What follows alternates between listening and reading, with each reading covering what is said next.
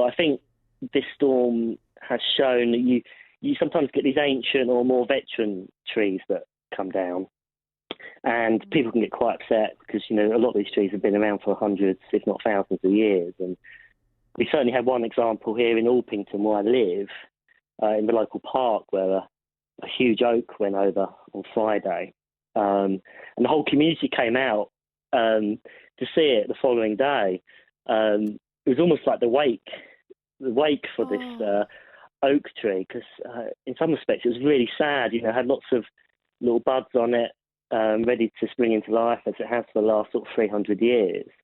But no more. It just lies there. And it got the whole community out and talking, and we're thinking, it'd be a real shame to not make more of this tree. Unfortunately, it has fallen over two paths and a drainage ditch, so I don't think it can be left for nature. But we've got a great local councillor, Chris Pearce, who has already been in touch with the council to say, look, could we do something with this particular oak tree so it lives on?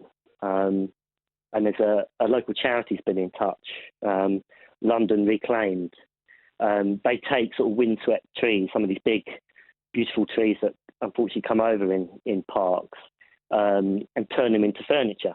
Wow. They've got a subsidiary called Goldfinch Furniture, I think it's called. And they kind of mentor and support young people who can't find jobs, and help them turn some of these specimens into furniture and sell them. And the profits from that then go into helping their careers and starting their own businesses. So I thought it would be lovely if we could turn this tree into some beautiful local furniture, dining room tables, or even a kitchen, so it can live on locally. Oh, what a lovely idea, and what a way to turn around a sad and depressing situation. Like you say, I mean, I've seen so many posts on social media, people mourning, the trees that have gone over in their garden. Some people, have been blessed to have one tree in the middle of their lawn or at the, the perimeter, and are so sad to see it go. And you think, what can we do? What can we make of this situation? So what a wonderful way to turn it around. Trees can have a lot of special meaning to people, particularly sort of in your garden. When my father died about 7 years ago, my work colleagues bought me a lovely magnolia tree, which I planted in the front. So every spring now, when it comes into blossom, beautiful, obviously magnolia have fantastic displays. It reminds me of him, and I thought that's a lovely thing. So I'd be devastated if I lost that, for example. But trees can live on, whether it's furniture or recycling it back into nature.